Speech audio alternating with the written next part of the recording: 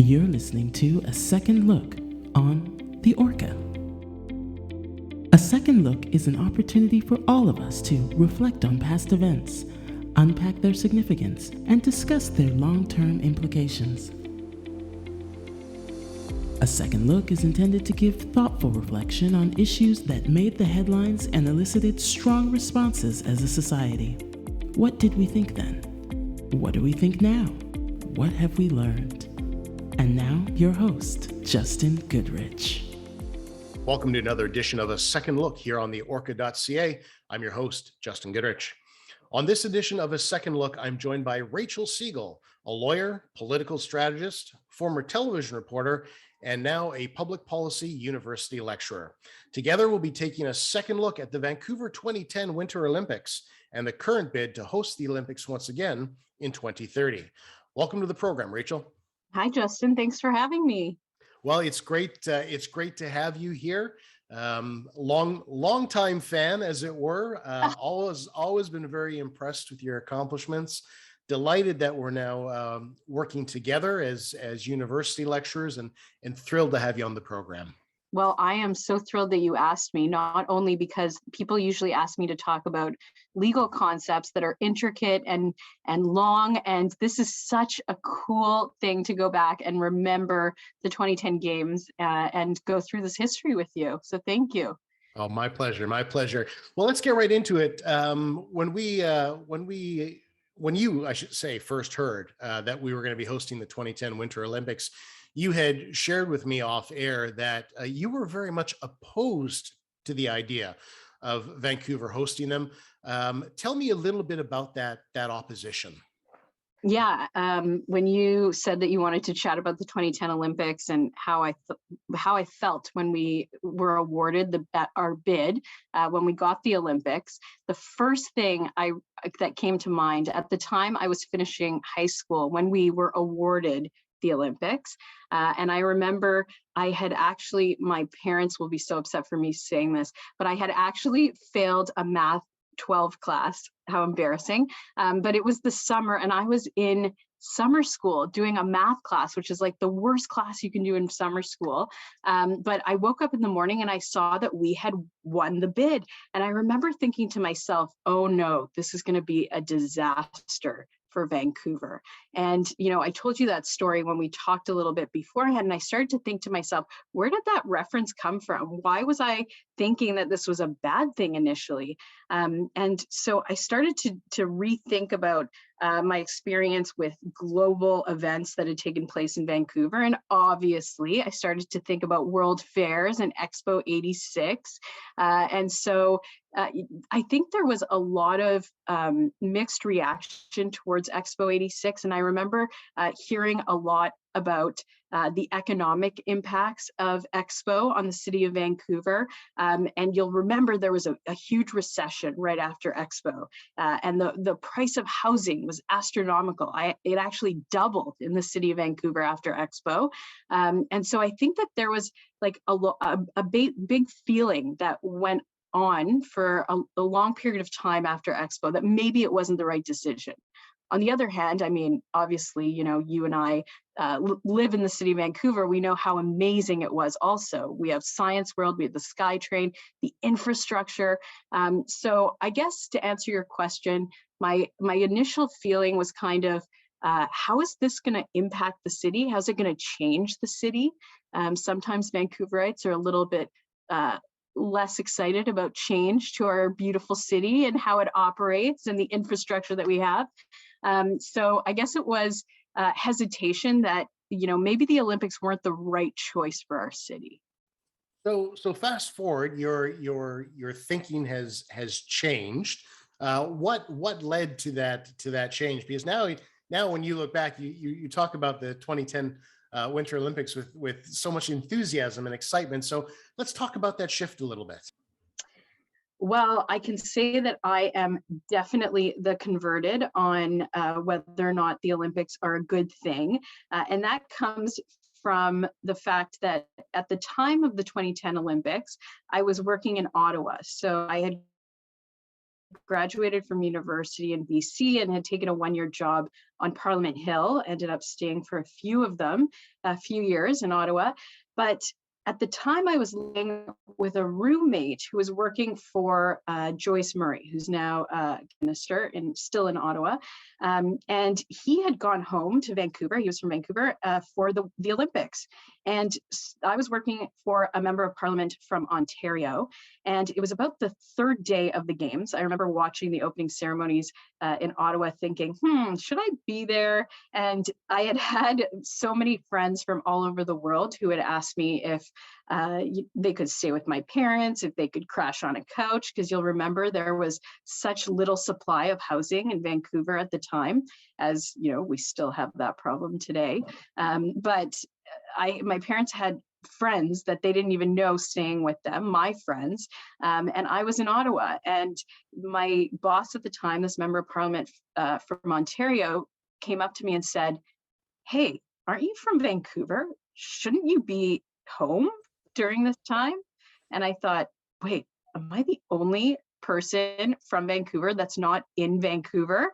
And at the time, you know, I was very, very, very junior staff. And I thought, this is pretty cool that I get to leave and, you know, go see the Olympics and get a week off of work, which, you know, in turn was much more about the celebration of our nation and wasn't really a week off of work, but more of a learning experience of what Canada could do and how to showcase Canada to the world.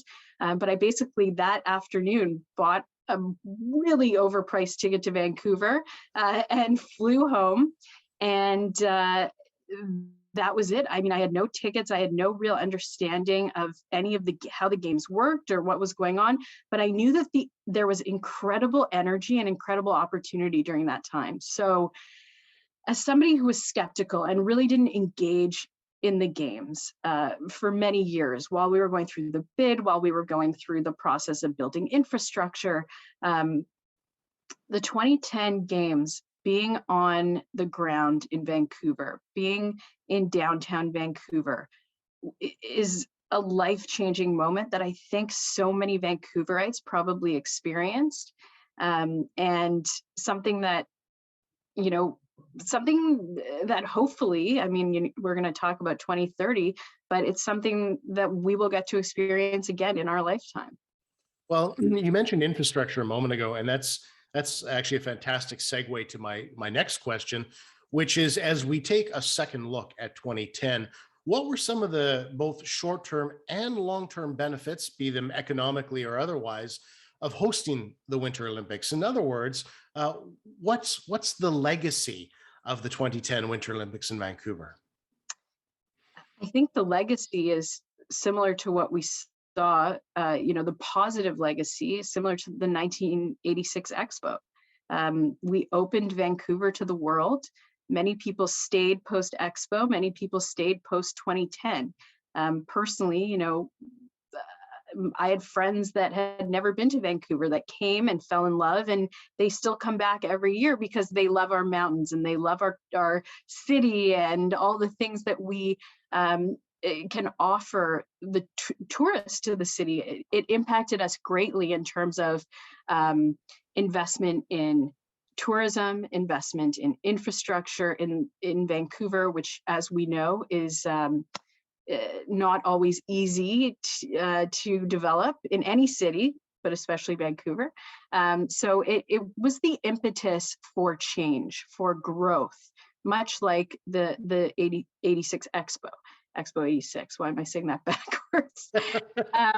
And so what is the legacy? I think if you look back at the time at what government decisions were made post 2010 Olympics, we saw a lot more investment on both the provincial and federal side into sport.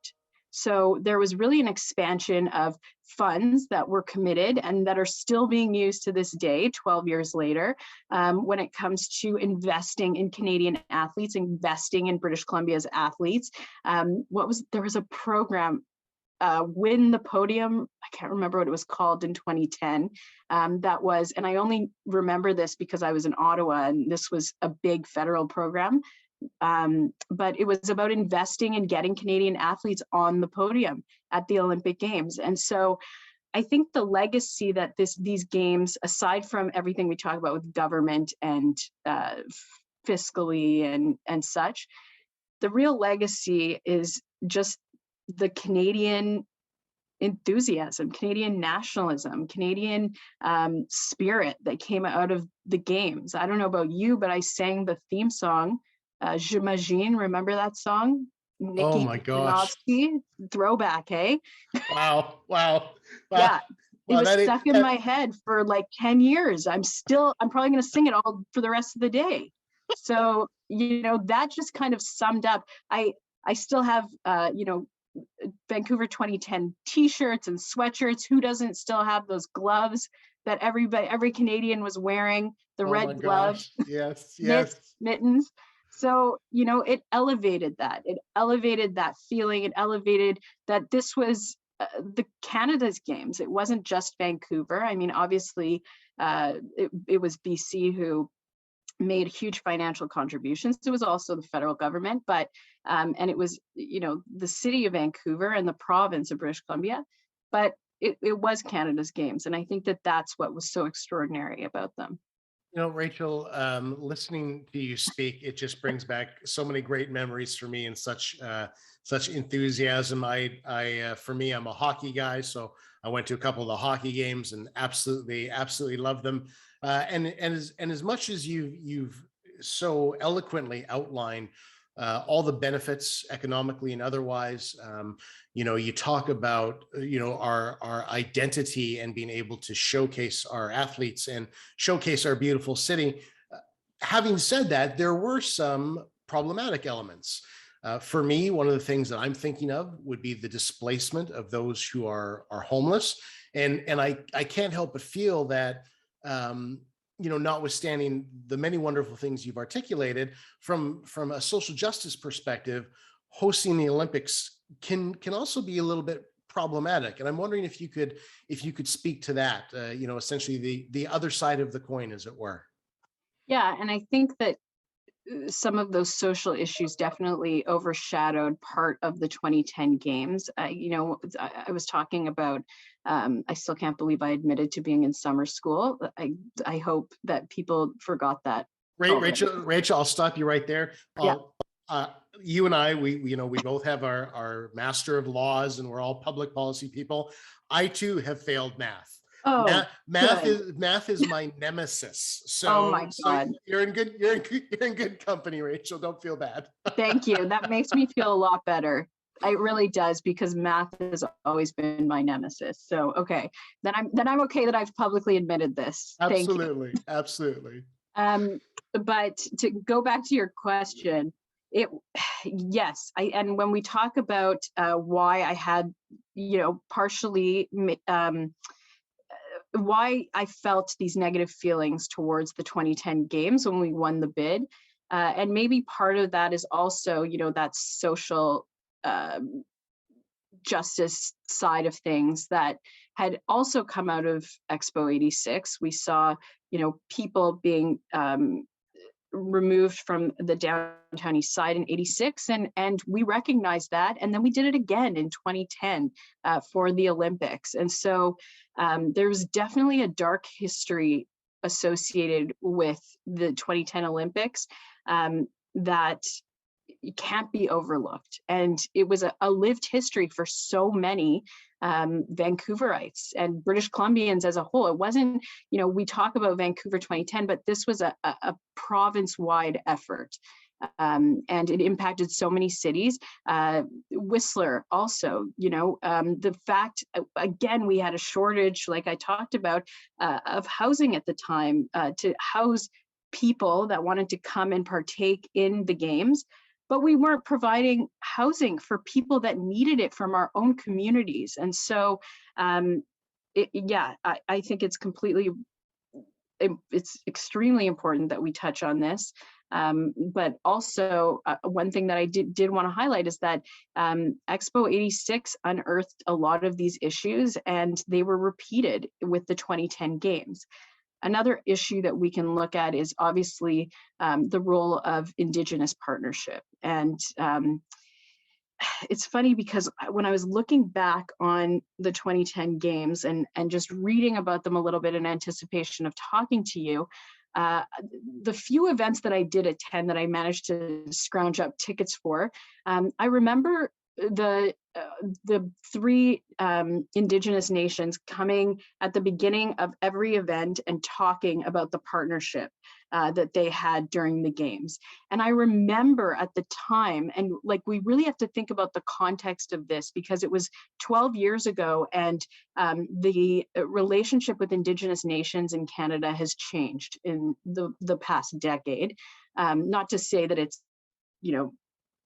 a completely different situation. I wish that we could say it was, but 12 years ago, seeing those Indigenous partners as part of these events was something quite remarkable. And for me, it really was something that I remember it's really sticking out in my mind, not realizing at the time the backstory and the challenges and the fact that there was such a lack of actual partnership when it came to bidding on these Olympics and getting the Olympics and planning for the Olympics.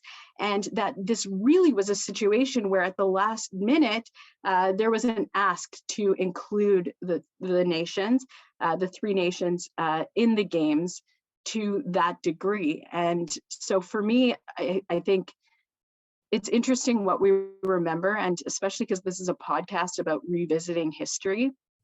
I definitely had a different sense of the relationship between VANOC, the Olympic Organizing Committee, and these Indigenous nations at the time of the Olympics. And so it's really interesting to hear what was going on behind the scenes and with the planning of the games.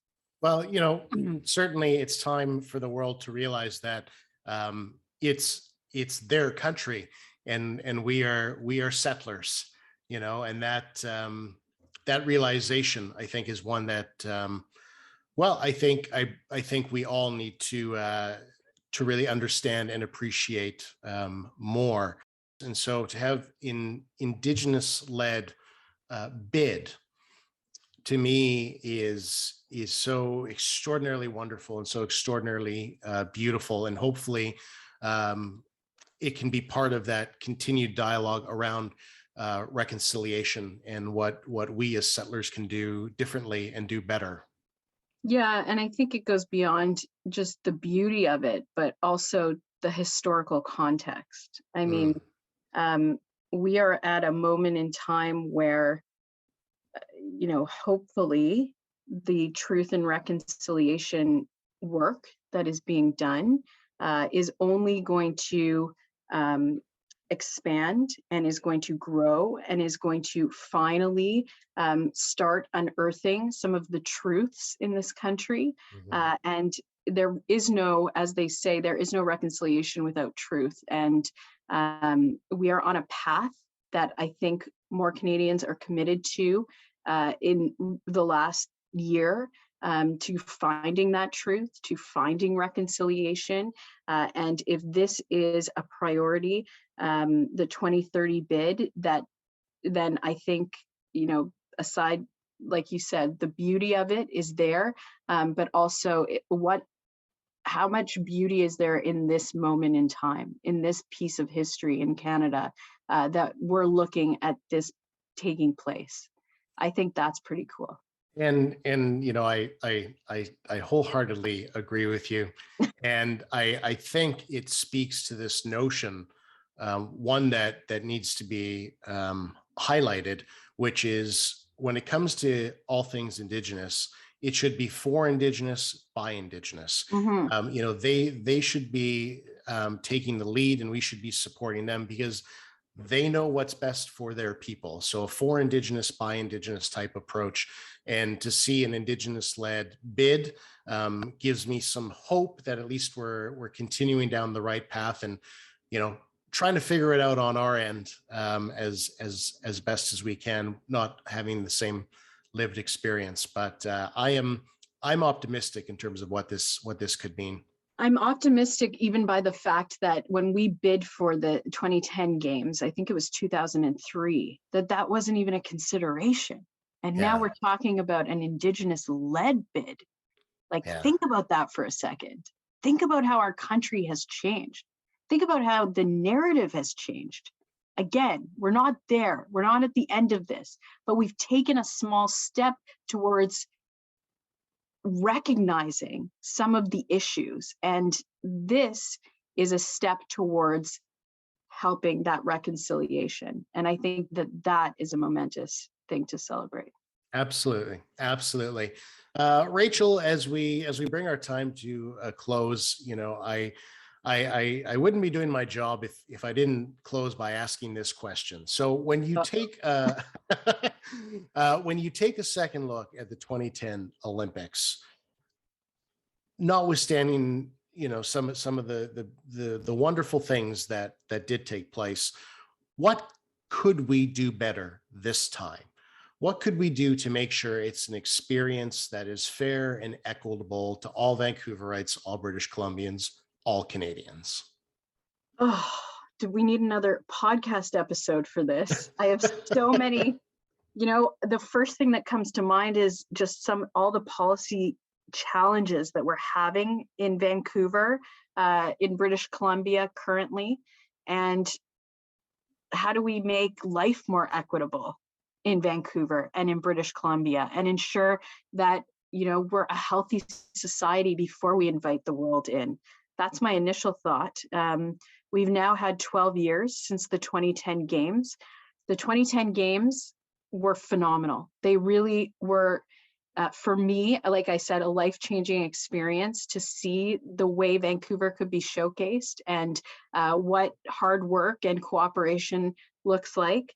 But things came out of the 2010 games that were issues. They were problems, and they're things we haven't solved. Just thinking about specifically, the cost of housing, the housing shortage, as one of many examples that we have that came out of it. And we didn't learn from Expo 86 either on some of those policy files. So, they say you work on yourself before you work on relationships with others. I think, if nothing else, we need to make sure that we are addressing some of the major issues within our city and our province, and providing that foundation in order to healthily welcome the world in 2030, hopefully. So what does that give us? 9 years.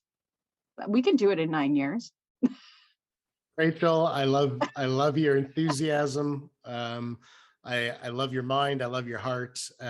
You just what a perfect sentiment of we have to look inward and build ourselves before we can look outward and build others, whether it's individuals or cities. And I think you've really hit the nail on the head with that. So thank you for sharing that. Thank you.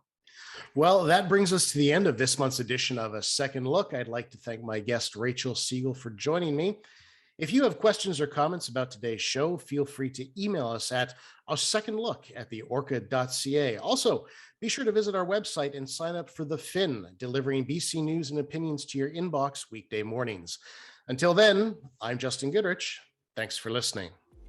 The preceding program was brought to you by Alliance Public Affairs Group in association with Van Grio.